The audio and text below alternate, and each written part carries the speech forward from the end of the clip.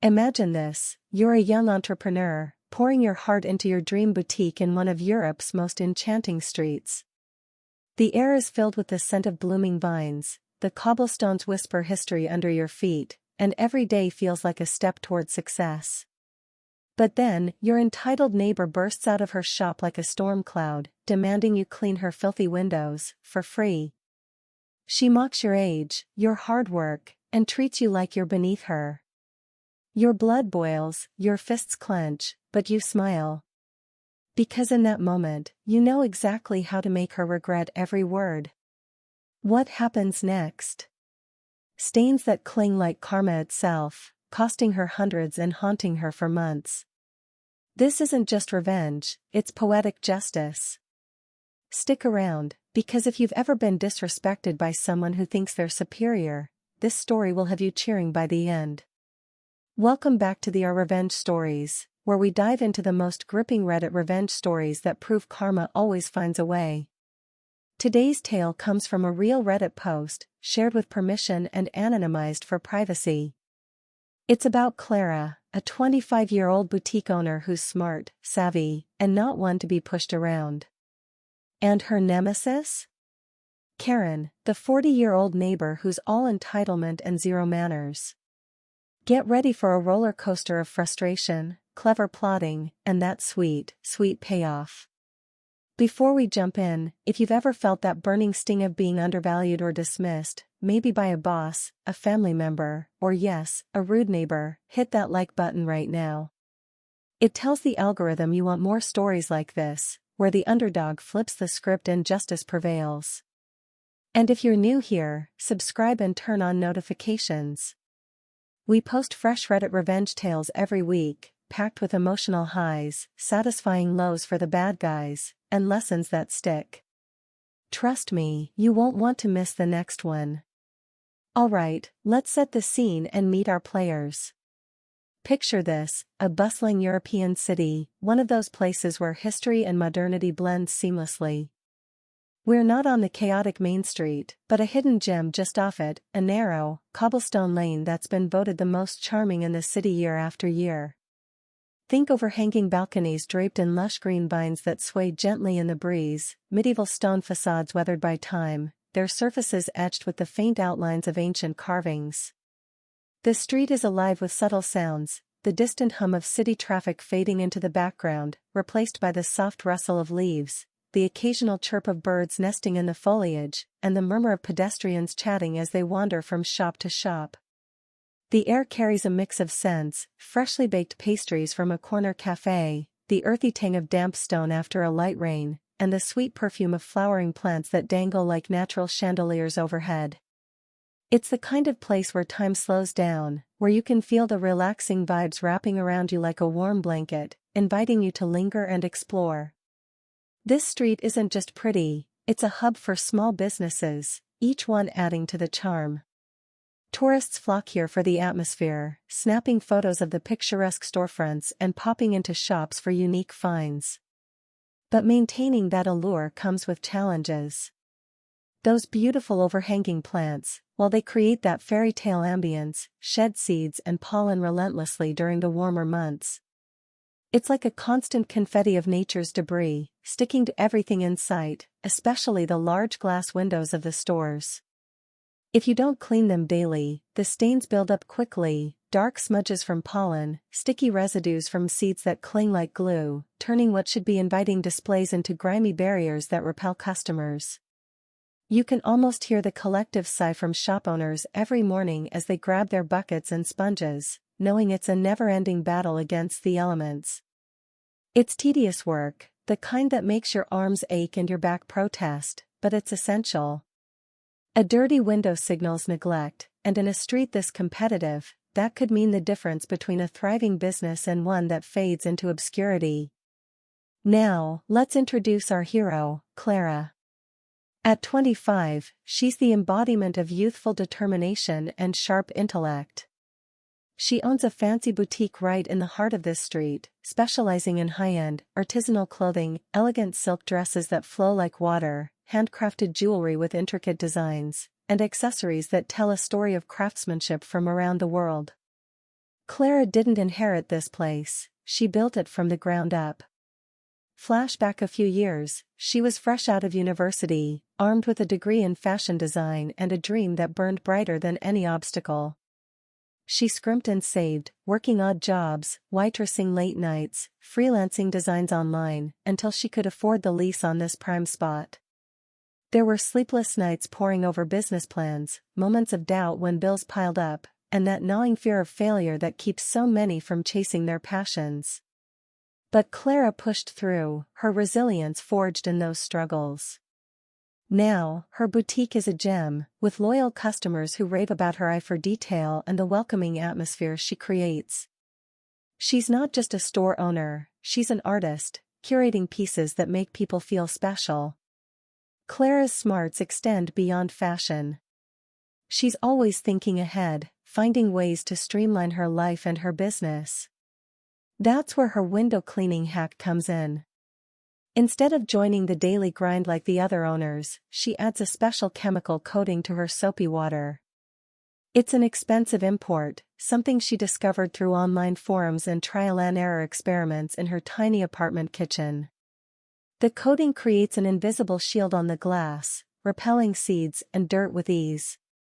She only has to clean once a week, sometimes even less, freeing up hours for what she loves, helping customers, sourcing new inventory, or simply enjoying a quiet coffee on the street. Every time she wipes down her windows and sees them sparkle under the sunlight, she feels a surge of quiet pride. It's a small victory, a reminder that intelligence and innovation can turn everyday hassles into advantages. Her windows aren't just clean, they're a beacon, drawing eyes and footsteps toward her door. But not everyone appreciates ingenuity. Enter Karen, the 40-year-old owner of the neighboring store.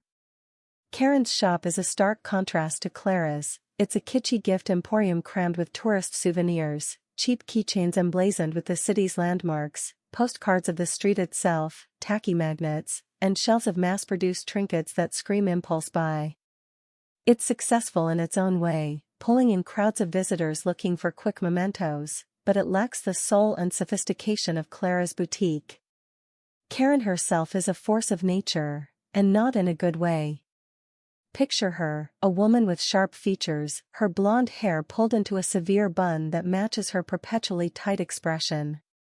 She dresses in outdated floral prints and sensible shoes that click authoritatively on the cobblestones. Her voice is loud, commanding, the kind that carries across the street and makes heads turn. She's been on this lane for over a decade, longer than most, and she lords that seniority over everyone like it's a royal title.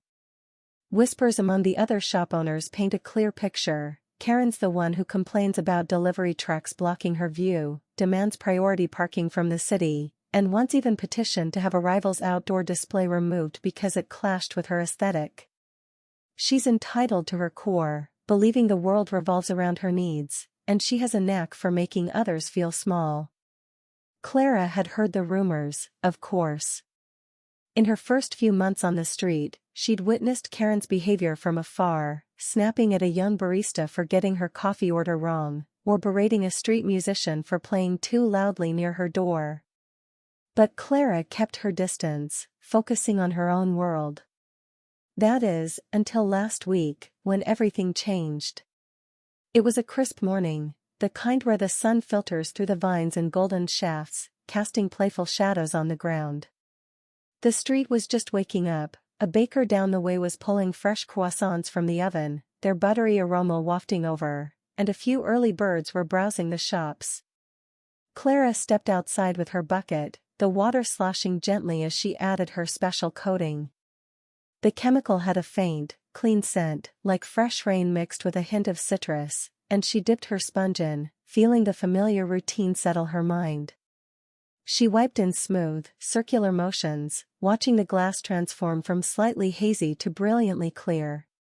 It was meditative, almost therapeutic, a brief escape from the hustle. That's when the door to Karen's shop flew open with a bang that echoed like a gunshot. Karen stormed out, her heels striking the stones with aggressive force. Her face was already flushed, lips pursed in that signature scowl, as if the world had personally offended her. Clara felt an immediate jolt, her heart skipped a beat, a flicker of unease twisting in her stomach like a knot. She paused mid-wipe, water dripping from the sponge onto her shoes, cool and startling. What could this be about? Had she done something wrong without realizing? Karen planted herself right in front of Clara, arms crossed tightly over her chest, invading her personal space. Her perfume was overpowering, a cloying floral that clashed with the street's natural scents. "How do you keep your windows so clean?" she demanded, her voice sharp and accusatory, as if Clara's cleanliness was a personal affront. "I demand to know." Clara straightened up, wiping her hands on her apron, trying to keep her composure. She wasn't used to confrontation, but she could feel the heat rising in her cheeks. Politely but firmly, she replied, "I add some expensive coating to the water. It helps repel the dirt." Karen's eyes narrowed, then lit up with a calculating gleam, not curiosity, but something greedier, like she'd spotted an opportunity to exploit. She tilted her head, processing the information as if it were hers by right. "So, in your current water, is that coating?" "Yes," Clara said, her voice steady, though inside, a warning bell was ringing. She could sense the entitlement brewing, the way Karen's posture screamed superiority. Her mind raced. Why is she asking this? What's her angle? "Great," Karen snapped, a smug smile spreading across her face like she'd just won an argument. "Let me know when you're done with my windows." The words hit Clara like a cold splash of water. She blinked, the bucket suddenly feeling heavier in her grip. Her pulse quickened, a rush of confusion and anger bubbling up. Internal thoughts flooded her. Who does she think she is? Demanding my time, my supplies, like I'm some hired help? I've worked so hard to get here, and she just assumes I'll drop everything for her? But Clara kept her cool, her voice even. "Why would I clean your windows?" Karen let out a sharp, condescending laugh that cut through the morning air, drawing curious glances from a passing couple. It was the kind of laugh that made Clara's skin crawl, laced with dismissal. "Because, as the senior store owner here, I deserve it. I've been on this street longer than you've been alive, kid." The word kid stung like a slap. Clara's hands tightened on the sponge, suds squeezing out between her fingers, warm and foamy. At 25, she was no child. She'd built a business from nothing, navigated loans and leases, outsmarted competitors. Yet here was Karen, diminishing her with a single word, treating her age like a weakness. The disrespect burned deep, stirring memories of past struggles, the professors who doubted her ideas in school, the investors who dismissed her as too young. Clara's stomach churned, a mix of powerlessness and fury. "Will you reimburse my time?" she asked, her tone sharper now, edged with the steel of someone who's been pushed too far. "Don't be silly," Karen scoffed, waving a dismissive hand as if swatting away a fly. Her rings glinted in the sunlight, a flashy display of her self-importance. "My store attracts so many customers to this street. I pay you with that clientele. Your little boutique wouldn't survive without the foot traffic I bring." Clara glanced at their stores side by side, hers with its elegant window displays of flowing fabrics and tasteful lighting, Karen's cluttered with neon signs and bargain bins. They catered to completely different crowds, Clara's to discerning locals and fashion enthusiasts, Karen's to hurried tourists grabbing souvenirs. The claim was ridiculous, delusional even. Clara's mind whirled. She's not just rude, she's blind to reality. How dare she act like my success depends on her? The feeling of being undervalued hit hard, that sinking sensation of powerlessness washing over her like a wave. It reminded her of earlier days on the street, when she'd overheard Karen badmouthing another young owner, calling them inexperienced upstarts who didn't belong. Clara had stayed silent then, but now? This was personal. "So, you want me to do it for free?" Clara pressed, her voice calm but her eyes flashing with restrained anger.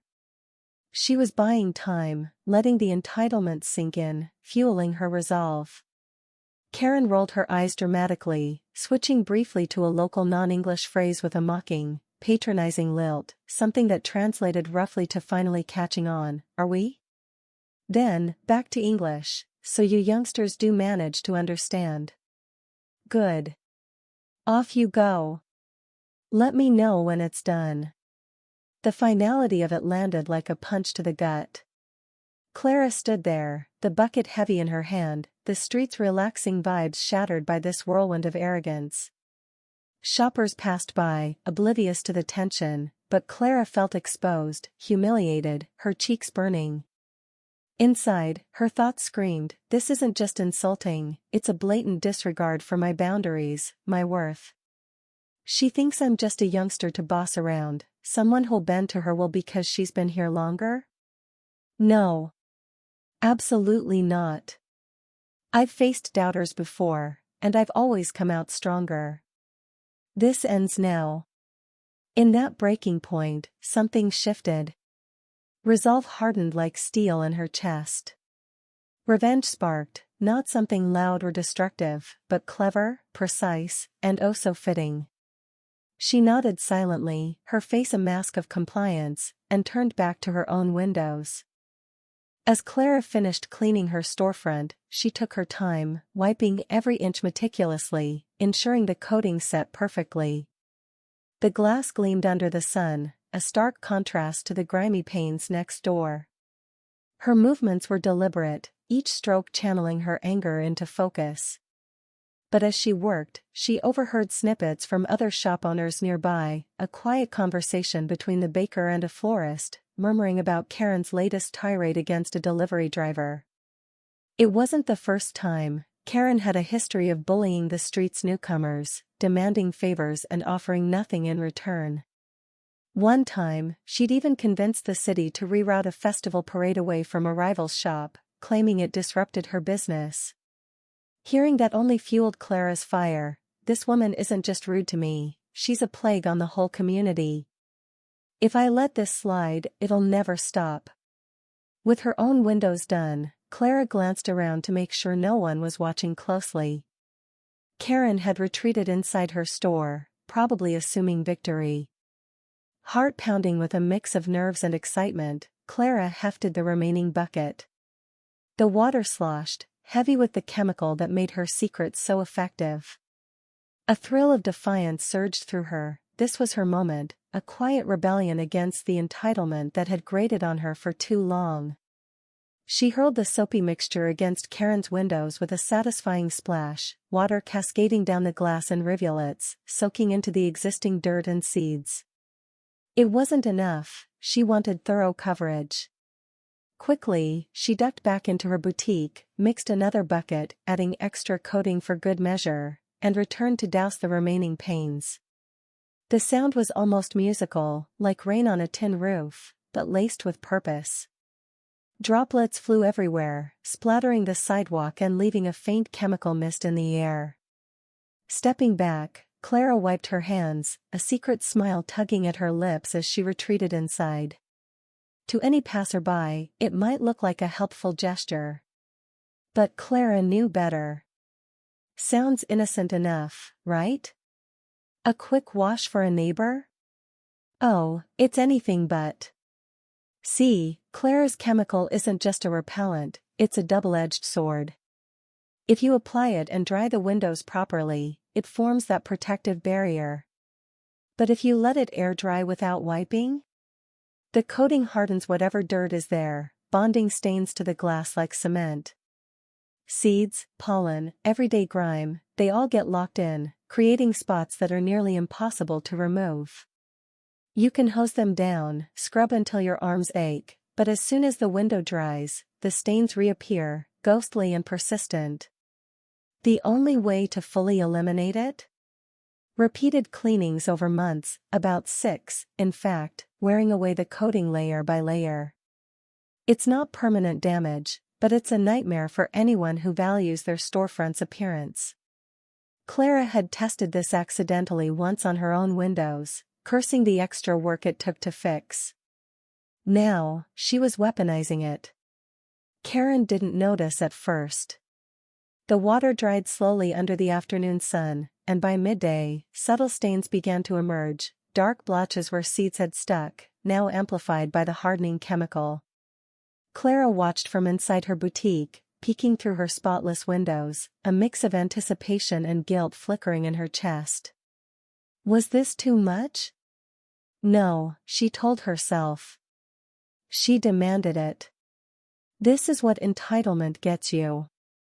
As the day wore on, more shoppers passed by Karen's store, some pausing to peer in but wrinkling their noses at the increasingly grimy glass. The stains weren't subtle anymore, they looked like deliberate neglect, making the whole storefront appear run down and uninviting. By late afternoon, Karen spotted it. She burst out of her shop again, her face twisted in rage, eyes wide with disbelief. "What have you done?" she shrieked, her voice carrying down the street like a siren's wail, turning heads from every direction. She gestured wildly at the windows, now a mottled mess of hardened spots that caught the light in ugly ways. Customers nearby hurried past, avoiding the scene, while a few lingered at a distance, whispering.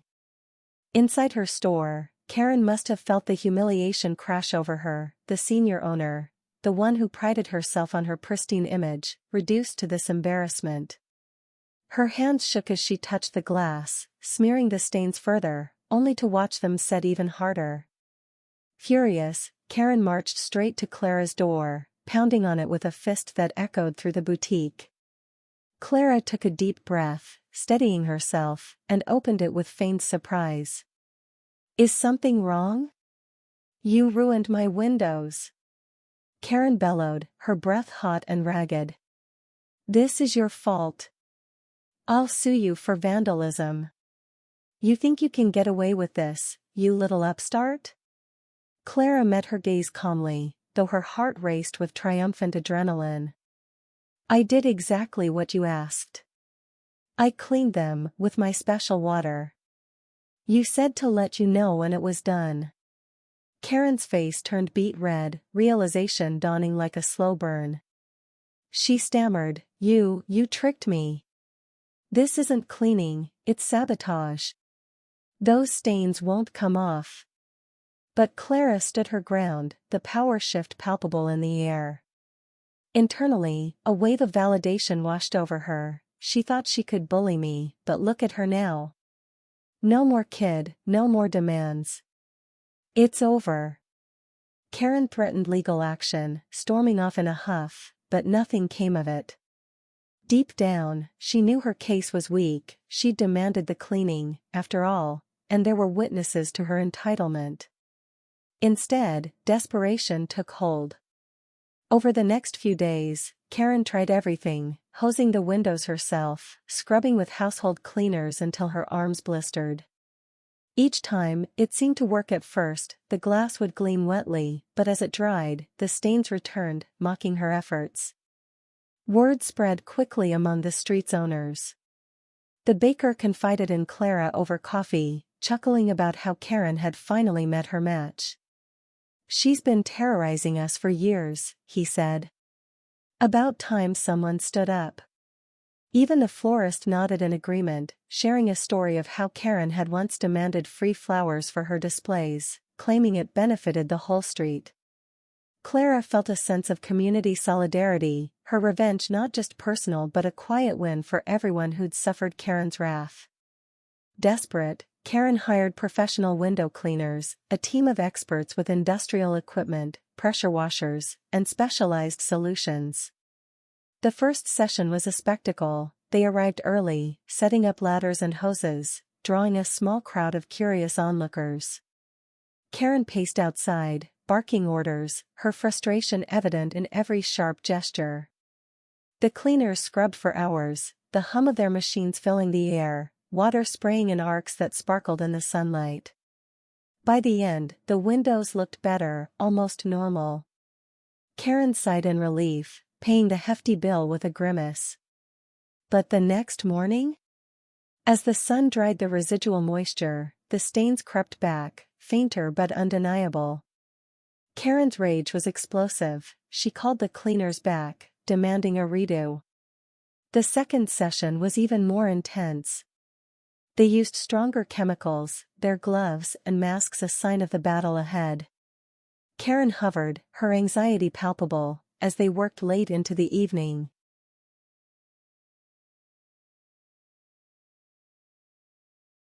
Euros flew out of her pocket, hundreds already, plus the lost business from days of unappealing windows. Tourists avoided her shop, opting for cleaner alternatives down the street. Clara's boutique, meanwhile, saw a subtle uptick in visitors, as if karma was redirecting the flow. Finally, on the third attempt, after exhaustive efforts and more money down the drain, the coating began to break down. But it wasn't over. The stains would linger in cycles for months, requiring ongoing maintenance. 6 months, Clara knew, before it fully wore off. Every rain would offer temporary relief, every dry spell a reminder of her misstep. For Karen, it was a humiliating ordeal. Her entitlement crumbled, she avoided eye contact with Clara, slinking in and out of her store like a shadow of her former self.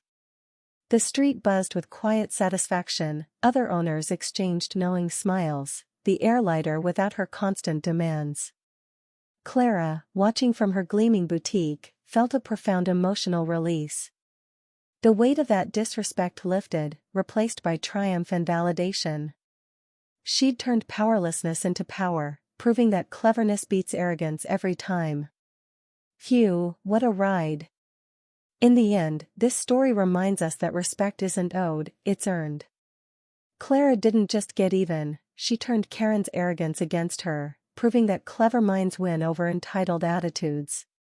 It's a nod to karma. Insult someone like Clara, and you might end up with dirty windows in your own life, metaphors for the stains of bad behavior.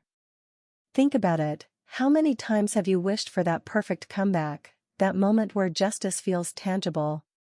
Clara lived it, and in doing so, she inspired those around her. Have you ever turned the tables on someone who underestimated you?